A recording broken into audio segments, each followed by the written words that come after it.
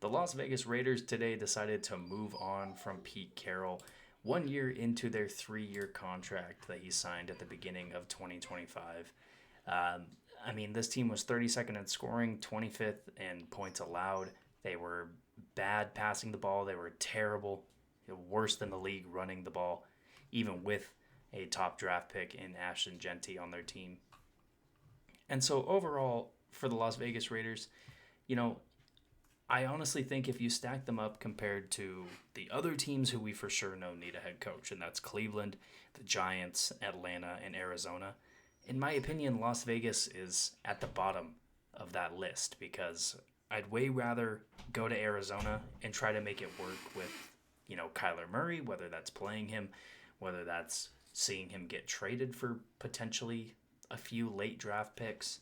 Um, and even like Atlanta, they have a young quarterback. The New York Giants, they have a young quarterback. Cleveland potentially has a young quarterback in either Shador Sanders or someone that they could possibly draft this year or in the future. And so it's like, Las Vegas, while they do have the number one overall pick, it's not just a guarantee that even if a team has the number one overall pick, they're going to use it on the right player or a team that's right for their franchise. And even if they do take a really good player, there's no guarantee that that guy is going to succeed with the team that drafts him.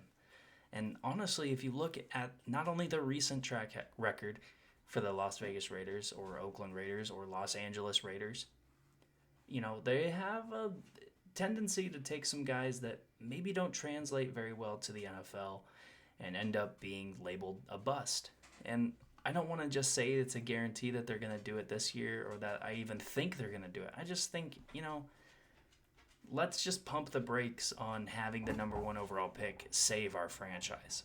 Now, getting back to the Las Vegas Raiders and their head coaching search, I think there honestly needs to be a few things that are highlighted with the options that they look at. The first thing is it needs to be someone who knows how to develop a quarterback.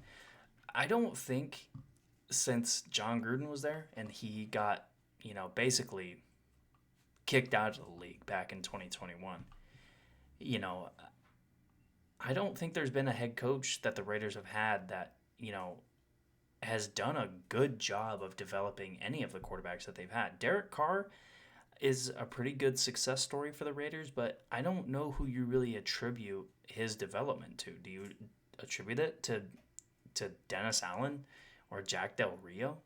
I mean, you can maybe attribute some of it to John Gruden. That's when we saw Derek Carr really kind of elevate into becoming a MVP candidate, a Pro Bowler. That's when we saw him really playing well. And so I look around the league and it's like, a lot of the guys we would have wanted to hire this year got hired last year. Ben Johnson got hired last year. Can't hire him.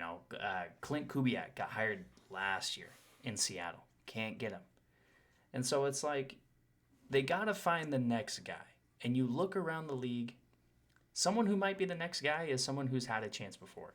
A guy who I think is going to be a head coach next year is Cliff Kingsbury, just kind of depending on the options that come available. How he fits with the Raiders, I'm not necessarily sure because I think the type of offense that Cliff Kingsbury wants to try to implement requires having a quarterback that can use his legs as well as be able to take some deep shots.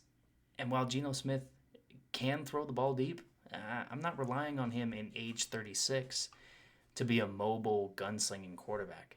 If I'm Cliff Kingsbury, I want to try to get someone young through the draft, which the Raiders have every opportunity to do that, to take either Dante Moore or Fernando Mendoza. And that's a pretty similar situation that happened when Cliff Kingsbury got signed or did sign on to become the head coach of the Cardinals, was when Kyler Murray became the first overall pick for the Cardinals those years back. So I kind of see some sort of parallel between the Raiders now and the Cardinals then, at least in terms of the quarterback situation, and I could see that being a reason why Cliff Kingsbury would be interested in becoming the head coach of this team. Someone for a few years now has been somewhat of a quiet potential head coach candidate is Joe Brady for the Buffalo Bills. Now, Brady is only 36. He's only been an offensive coordinator for 5 years now in the NFL.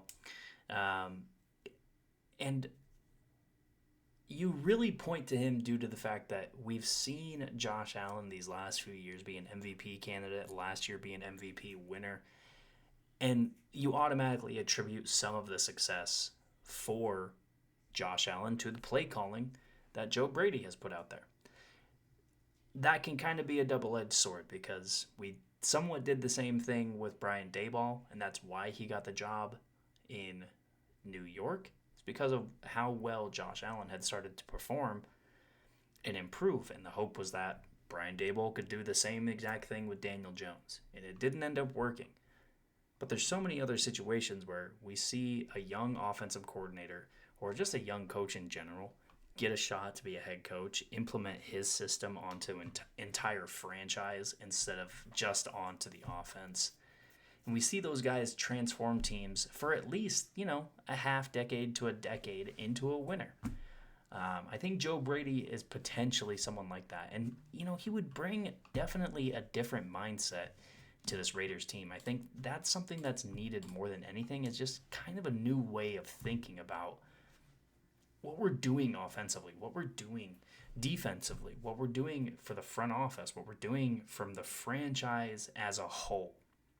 What can we do different to actually start winning games? A guy who I'm really interested in seeing where he's going to go is Kevin Stefanski. I think it would be somewhat similar to Joe Brady. It'd be a definite change to the mindset of the offense especially, but for the team in general, you hire someone like Kevin Stefanski, who he has experience being a head coach in the NFL. He's been in this league for a long time now. And I think he kind of gets a bad rap for what went down in Cleveland, kind of how many people would put it, wasting Myles Garrett's prime years in the league. And I just don't see it the same way. I see a team who his front office kind of failed him, in my opinion, in terms of making that trade for Deshaun Watson. And then, whatever talent you were banking on, you lost that almost immediately due to his suspension from the league. You lost it due to a torn Achilles and then a re-aggravation of his injury, I believe, in last offseason. And so, what kind of... And to top it all off, before you do all of that, you let potentially the guy who could have become the best quarterback in your franchise's history led you to your first playoff appearance in many, many years in Baker Mayfield. You cut him. And so, the situation that Stefanski ended up inheriting in Cleveland, I think, was ultimately the reason why he was fired at the end of this year. But I still think, especially if it's in Las Vegas or wherever it is next, he can be a guy that helps lead a turnaround. Now, overall for the Las Vegas Raiders, I think there's a lot of candidates in terms of head coaching. It's not just head coaching, though. It's going to be an offensive coordinator. It's probably going to be a defensive coordinator. This is like a complete overhaul of this coaching staff. Joe Woods and Patrick Graham, I think, were Pete Carroll guys. I think that he was a big reason why they went to Vegas from their previous teams. And so you fire Pete, you're probably firing a lot of that coaching staff. You already fired Chip Kelly. And so it's going to be tough to see what happens, because if they don't kind of form this coaching staff early, it might put them behind when it comes to training camp, when it comes to the preseason, and by the time we're getting into the season, they might still be a few weeks behind the rest of the league, depending on how they do now. They want to have Tom Brady obviously help lead the search, but what does that really mean? Like I said, I think the Las Vegas Raiders are possibly the lowest option on the totem pole when it comes to the head coaching openings in the NFL. Even if you want to say that they're above Arizona, that's not that much of a compliment, in my opinion. That's going to be the video for today. I've been working on some team off-season previews. So make sure if you want to see those types of videos and anything else on this channel, make sure you like, make sure you comment, make sure you subscribe, and I'll see you in the next video.